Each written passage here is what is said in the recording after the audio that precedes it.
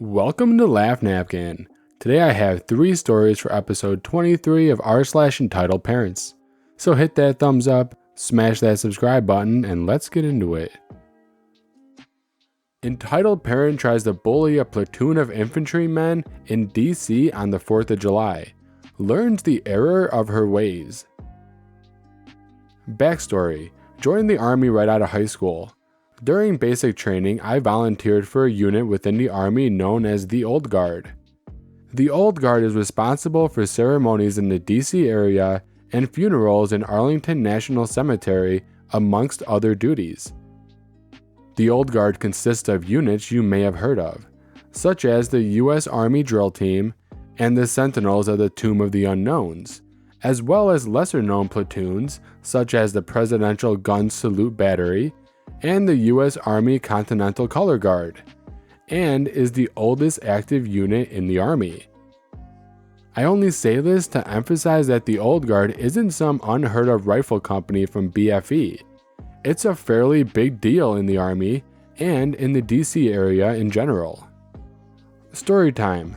So no shit, there we were.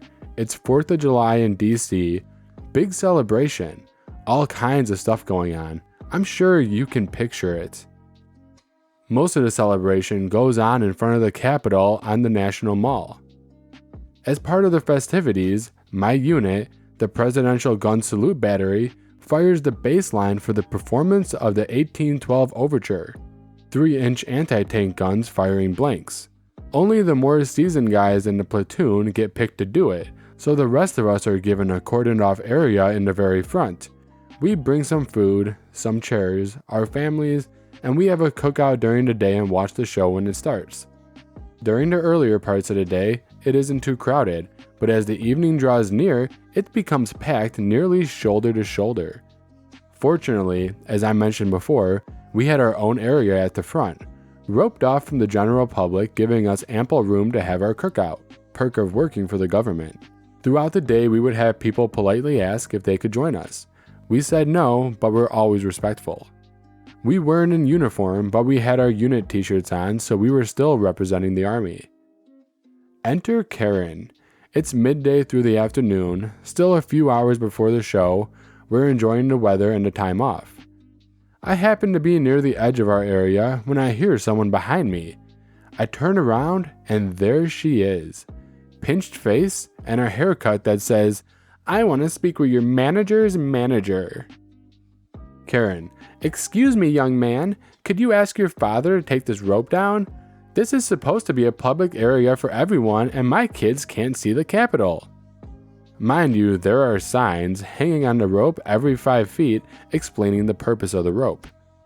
Me, with my best PR smile: "I'm sorry, ma'am, this area is reserved for members of the Old Guard and their families.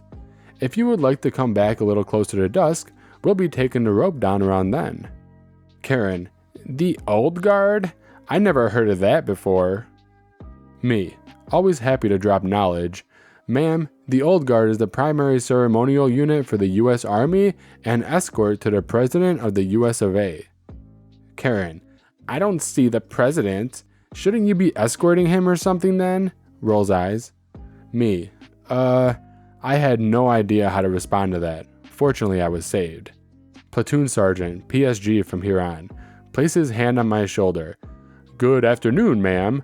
I'm Sergeant First Class Guy in Charge." Obviously made up that name. What seems to be the problem? As I knew this was my cue to get the hell out, I went back to my chair and observed the interaction. Couldn't hear anything, but the interaction concluded with Karen walking away looking annoyed. Didn't think anything else of it until about 2 hours later. We're cleaning up our trash, breaking down the chairs and tables and such.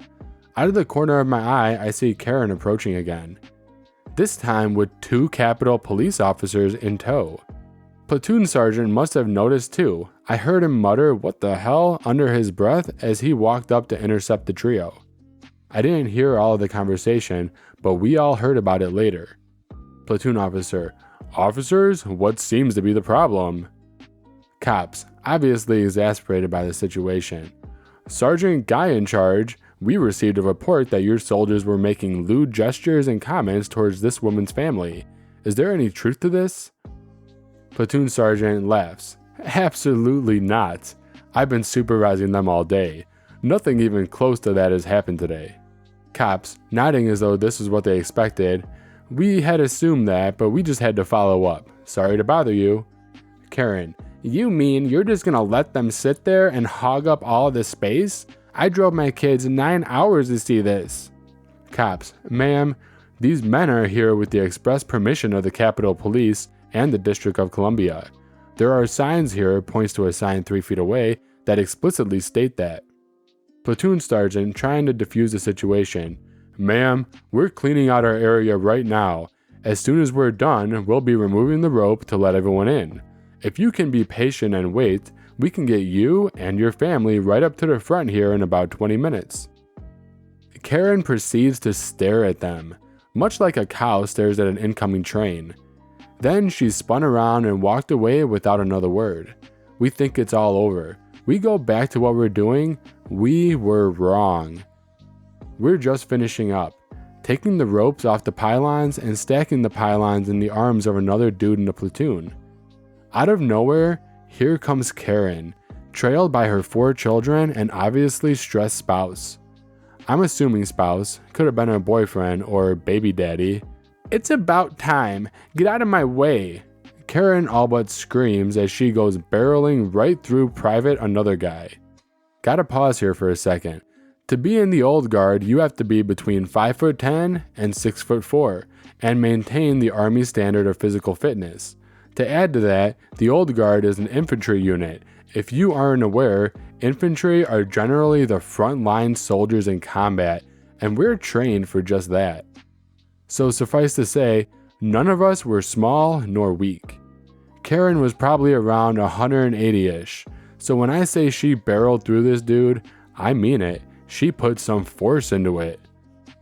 Private Another Guy goes sprawling to the ground. Steel pylons fly in every direction. A couple hit him in the face, chipped a tooth, and split his eyebrow open. One pylon bounces off the ground and hits one of Karen's piss trophies in the leg. The kid, probably 12 or 13, starts wailing like he lost a limb. As we're helping Private Another Guy to his feet, Karen is losing every last ounce of her shit. Red-faced, screaming about how she's gonna sue us all for assault, how we probably aren't even real soldiers, how we've ruined her family's vacation, blah blah blah. At this point, Private Sergeant is done with her. If Karen thought she was being loud, she quickly learned that there are a few things louder than a pissed off senior NCO. With a single word, he silenced everyone within 50 feet of us. Private Sergeant, stop! Pause for dramatic effect. That is enough. You have been harassing me and my soldiers all afternoon. We have tried to be nice. We have tried to be respectful. You have been nothing but rude. Now you've injured one of my soldiers. This stops now. I think Karen might have had a small stroke right then. She stood, mouth agape, not able to utter a single word. And then, as if right on cue, here comes the 2 Capitol policemen. They hadn't been far away, and they had seen the entire incident. I didn't think Karen's eyes could get any wider until the first police officer pulled out a pair of cuffs and said, "Ma'am, turn around and put your hands behind your back. You're under arrest for assault and harassment." She tried every excuse she could think of, but the cops were having exactly none of her shit. They talked to Private Another Guy, he wanted to press charges, so they carted her off. I don't know what the father did with the kids. They disappeared when the cops took Karen. Come to find out, after Private Another Guy comes back from the court hearing, Karen had been carrying 3 bottles of pills that weren't hers and 2 stolen credit cards when the cops searched her. No idea what kind of time she got, but it wasn't enough. After all was said and done, we watched the 1812 Overture and laughed about Karen for weeks afterwards. Private Another Guy was fine, a chipped tooth and a little bit of bruising, nothing major fortunately. Moral of the story, read signs, don't mess with the infantry.